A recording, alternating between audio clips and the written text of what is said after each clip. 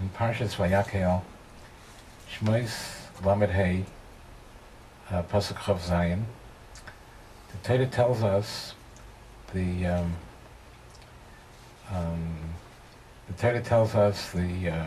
Nidvas HaNesiyim, what the Nesiyim contributed toward the Mishkan. It says in the Pasuk, HaNesiyim Heviu Eis Avnei HaShoyam Ve'eis Avnei HaMiluim. The Avnei Shayim and Avnei Miluyim for the big day kahuna. Rashi in Chav Zayin, on this pasuk, brings down a chazal. Omer Reb Nosson, the chazal will tell us something that we could perhaps apply to our very lives today, if we take some time to think about what this chazal is saying. We may be able to see in between the lines some application to our own very lives. Amar Rabbi Nosson, Rashi brings down, Ma ro'u nesiyim his nadev b'chanukas hamizbeach tchila. How come the nesiyim donated by the Chanukas HaMizbeach, by the Chanukas HaMizbeach, they were the first ones. As soon as the Mishkan was erected, they came and they were menadiv, they donated toward the Mizbeach. But b'melechas HaMishkan, lo yisnadu b'tchila. When it came to contributing toward the erection of the Mishkan, they did not donate first. Only for the Mizbeach did they donate first, but not for the Mishkan. Elakach amru nesiyim. The nesiyim had a cheshbon. They had a reason not to donate for the Mishkan, because they said, Yisnadvu tzibur mashem yisnadvim, let the congregation donate, contribute whatever they want. Umashem mechasrin anu mashlimen oisai, and what will be missing, we will complete. It's sort of a fundraiser's dream. If somebody will say, let everybody donate, and whatever will be left over, whatever will still be needed afterwards, we'll foot the bill. So it seems to be a fundraiser's dream. And the Nesiyim thought that they were doing a very great thing. But Kivan Sheshlimut Tzibur es Hakel, once the congregation donated everything that was needed, it was not necessary to donate anymore. Shenema v'hamalocha hoysodayim, because it says that all the donations that were necessary for the Mishkan was enough from the tzibur. And in fact, v'hoyser, it was even extra, more than necessary. So Amru Nesiyim, so the Nesiyim said, Ma aleinu la'asos, what should we do? What could we do? We weren't zecher. We didn't have the privilege to donate toward the Mishkan. So what should we do? So at least nitain the big day kahuna. They gave their donation towards the Mishkan for the big day kahuna, for the Avnei Shoham and Avnei Miluyim, because that was not covered yet. They were still able to do that. And the Rashi Mefurish explains a little bit more. It says, what do we do to correct what we missed out on? What did we do to correct? We didn't have the privilege to give any contributions toward the Mishkan itself. What could we do to make up for it? That's why Hisnadvu b'chanukas hamizbeach tchila. That's why, at least when it came to the Mizbeach, they were first. They sort of missed the boat regarding the Mishkan, but for the Mizbeach, they wanted to make sure they get it in, and they were first.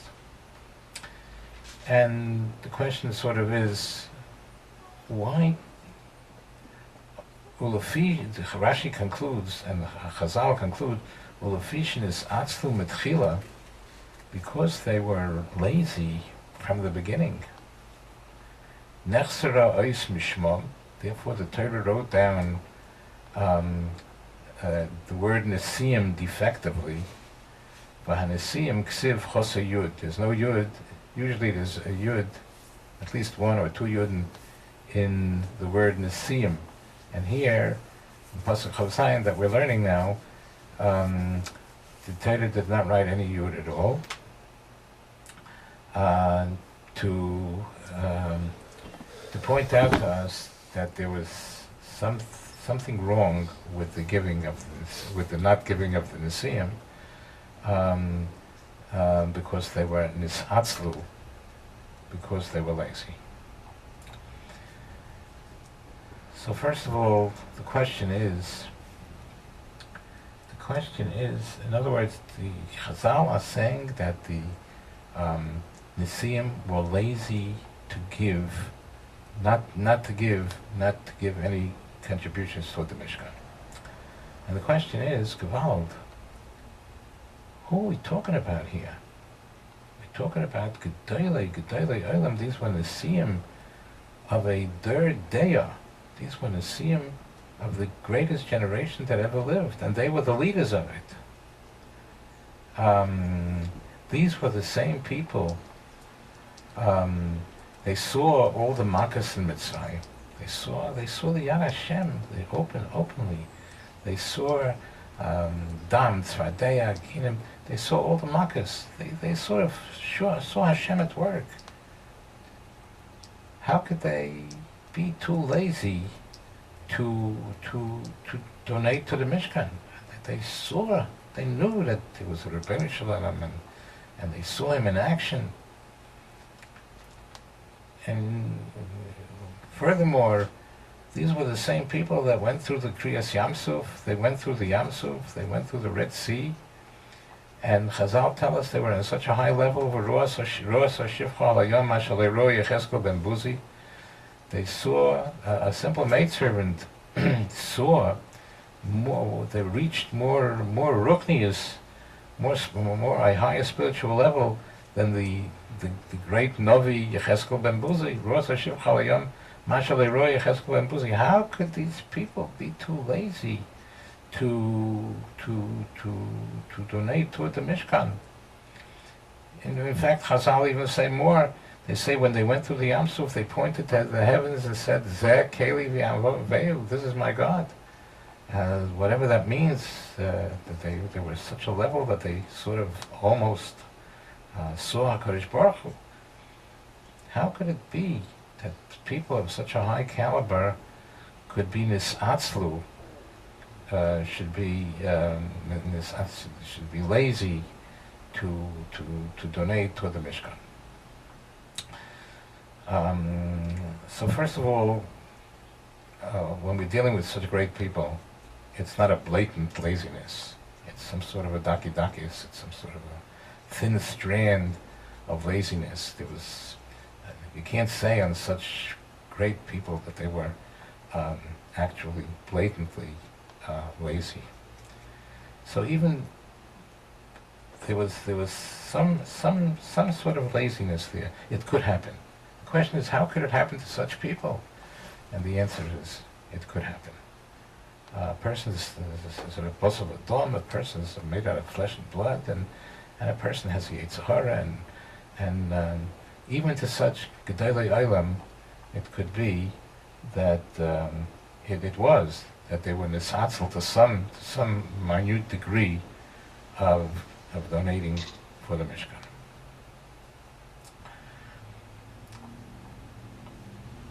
So, if this is all so, then how much do we have to apply this to our own lives? We have to question ourselves, are we serving our Kodesh Baruch Hu the best we can? Do we learn Torah? Do we do mitzvahs? Do we do chesed? Do we give tzedakah? especially do we give tzedakah? That's what it's talking about here. Or perhaps are we nisatzel? Are we to some degree, each one on his own level? So if it could happen to such Nisim, then it could happen to us too. So we have to seriously check ourselves out if we are doing whatever HaKadosh Baruch Hu wants us to do. A second point, that Rashi seems to be a little bit contradictory. Rashi seems to be contradictory. Because first Rashi says that the Nisim did not give towards the Mishkan because they said, Yisnadvu tzibur mashem yisnadvu. Let the tzibur, let the congregation give whatever they want to. Umashem echasrin onum mashlimin oisai. Whatever will be missing, the fundraiser's dream that we were talking about, whatever will be missing, we will complete. Which seems to be a great thing. A great thing. It seems to be a very great thing. It's a fundraiser's dream. They were willing to complete anything that would be missing. And then Rashi at the end says it was laziness. It wasn't such a great thing. It was sin, sort of. It seems to be somewhat contradictory, but of course it's not contradictory. Because in their minds, they were doing the biggest mitzvah in the world. They were doing the biggest mitzvah of the fundraiser's dream to be able to complete whatever the Mishkan needed. But the real motivating factor behind their not wanting to give and wanting to complete whatever the tzibur will miss, will be lacking, that was really a motivation of laziness. The motivating factor was laziness. So we see here a portrait of a very frightening thing that could be applied to our lives. A person can think he's doing the biggest mitzvah in the world and he's doing a sin. Because he's being motivated by not good reasons. And that's very frightening. Here we think we're doing the greatest mitzvah in the world, and really, who knows what's causing me to not to do, or to do the wrong thing. This is something that the person has to really check himself out, has to really think about what is motivating him to do or not to do what should be done. So this, I think, is a very frightening musar that we should all learn from. That anytime we have to do a mitzvah or not do an aveira, or do or not do, we have to check ourselves out to see if we can figure out what is really motivating us. Sometimes we have to speak to others to help straighten us out, that we should think straightly, because every person is biased and has his own biases. Hashem should help us that we should be able to see these two things through, that we should know exactly what is motivating us to do whatever we're doing, and also to check out if we're perhaps lazy to some degree and not doing what we should.